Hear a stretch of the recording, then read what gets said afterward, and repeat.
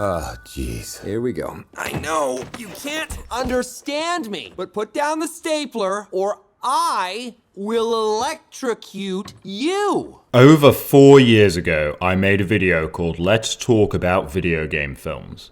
I still quite like that video and stand by the points I said at the time. Though, here's a section from the beginning. Let's talk about video game films. Well, not all of them, as there's quite a few now. But here's the thing, of all those films, we're yet to actually have a good one. Firstly, I am glad the sound quality has improved since. Also, I don't fully stand by those opening words anymore. Well, I do in terms of that video, as I hadn't particularly enjoyed any game films by the point I made it, even with the soft spot I might have for the first Resident Evil, Silent Hill and Mortal Kombat.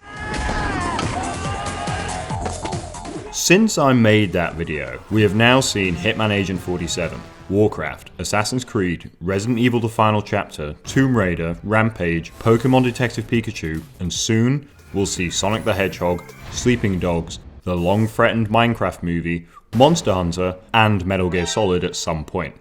So why am I making this video now? Well, because I think we're getting closer to better video game adaptations. I mean, we have had some okay ones. Ace Attorney isn't bad, and I'm a sucker for the first animated Pokemon movie, and I quite like Advent Children, but only because I'm a die-hard FF7 fan. But now, though there have been some stumbles, that fabled great game adaptation is getting closer. Actually, we already have it. It is Pokemon Detective Pikachu. Yes, I am as surprised as you. It is not the greatest film ever, but as video game films go, when your competition for best is this, and perhaps this, it's not really hyperbole. Now, I will discuss later exactly what it is I liked about Detective Pikachu, but let's discuss those films we've seen in the interim of that previous video and my favourite game adaptation ever. Hitman Agent 47, which I've covered in a previous video, is far from a good film. It's potentially a little better than the woeful first go, but generally, it is a poor adaptation that almost completely misunderstands what is exciting about playing Agent 47 and why he would be so terrifying to be stalked by. Pretty crazy, huh? Warcraft, though, I'm excited just to get a chance to discuss. Often maligned, and only thanks to China was it really any kind of success financially, I actually have a genuine appreciation for it. The director Duncan Jones is one of those filmmakers I really wanted to take on a game adaptation because of his love for video games. And it feels like you're in Azeroth when you see the film. The visuals are at times astounding, and if you do buy into its horde characters who are admittedly handled with far more care than the humans, there is stuff to love here. We are not powerful enough to defeat Gul'dan. But with the humans' help, we could be. If anything, Warcraft suffered from perhaps being too much the work of someone in love with the source material. In making their dream of what a Warcraft film could be, they perhaps alienated too much a wider audience. In a post-Lord of the Rings world, as Game of Thrones played on TV screens, it was tonally more in line with 80s fantasy. I am still surprised by how flatly it landed with critics and audiences alike though. Perhaps it takes someone with an affection for the source material but also keeping more of an eye to that wider world, and a property with iconography more fitting to the zeitgeist to have true success in all ways. Now, unlike Warcraft, what you don't want are game films that might look like the games but they don't feel like the worlds they're meant to be a part of. Assassin's Creed or Tomb Raider, for instance, they just misunderstood what was so wonderful about the properties they resembled but didn't feel like. They look like the games are adapting, but be it either one of those, neither carried across that sense of what being these characters should be. With Assassin's Creed, they spend so long outside of the Animus, with action that was handled so poorly, and a story that came to a confusing, rushed end, which admittedly isn't out of place for the series, but just didn't work here at all, that I struggle to really remember much of the film. With Tomb Raider, they took a story of survival, of a woman with agency, and did as much as they could to seemingly have her depend on others as much as possible.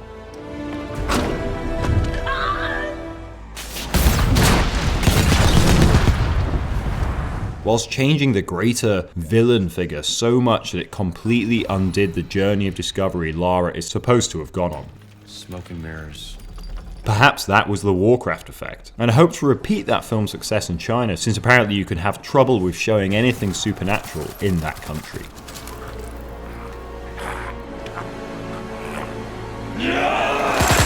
And let's skip over the final chapter, it's not good. Hopefully Paul W.S. Anderson learns to move away from the increasingly quick-cut nature of his recent work and captures some more of that goofy magic he showed with Mortal Kombat and the first Resident Evil.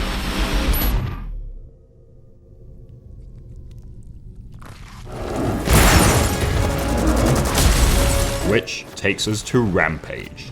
Though this got something of a surprisingly positive response, it didn't do a great deal for me. Perhaps I just had a bit of Dwayne Johnson fatigue.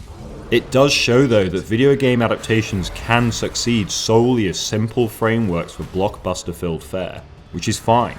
If you're gonna adapt the very story-light Rampage, doing whatever you want and turning it into a tongue-in-cheek kaiju affair with a big budget, led by someone like Dwayne Johnson, makes total sense.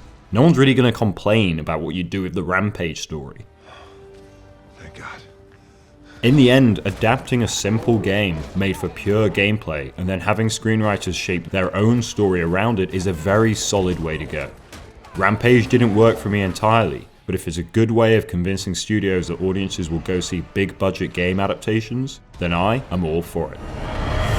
So really, the things that work best for a game adaptation are being made by someone who loves the source material, that feel as well as look like the worlds they inhabit, and taking a game that gives you the freedom to make your own story in that world without pissing off fans. I wonder what film could do that.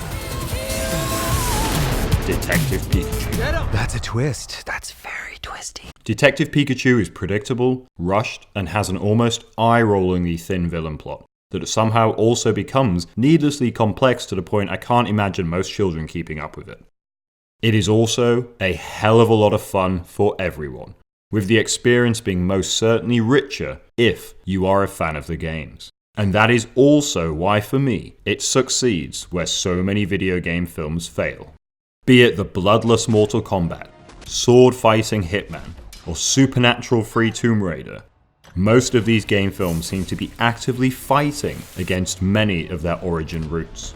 Detective Pikachu embraces so much of its world, taking place simply in a different part of the same lands, some time after the creation of Mewtwo, and offering a story with genuine heart and a surprising number of laughs. Case closed, but still open until I solve it. This is a very funny film, with a core relationship that grows the way a player's bond with their favourite Pokemon can. We're gonna do this, you and me. The film of course knows that capturing and battling Pokemon works better morally in animated form than live action, but it doesn't shy away from showing it, and in a spectacular fashion. There is a lot of fan service here, but it never gets in the way of the story it wants to tell. You can understand me. I've been so lonely. Now, that story does get sped through a little quickly at the end, giving younger audiences perhaps less time than they need to keep up. But it also means those older audiences that grew up with the games haven't worked it all out too long before the credits roll. And trust me, you're gonna love the credits if you've been a fan since Red and Blue. What I loved about Detective Pikachu is that, like Rampage, it works as a big blockbuster film, though it is far, far better than that, whilst feeling at the same time simply like someone took a camera to Pokemon World and started filming. The action is clear and the cinematography rich, with characters that are easy to care for and jokes that almost always land well. Or Harry faked somebody else's death. That last one doesn't work at all. It's a heartfelt story well told, in a vibrant world that feels alive, and I look forward to seeing it all again. Sure, it ain't perfect, but I've never been able to say I enjoyed a film based on a video game so effortlessly. In 2019, I can confidently say that Pokemon Detective Pikachu is the best video game to film adaptation yet. The next ones announced to come our way are Sonic the Hedgehog, the Minecraft movie, and Monster Hunter. I hope one of them is good, but I don't see them upsetting Detective Pikachu's position anytime soon. Pika Pika! And there you are. Do you agree? Have you seen Detective Pikachu? Where does it sit for you in the greatest video game film rankings? Please remember to like and subscribe, and I'll see you again soon.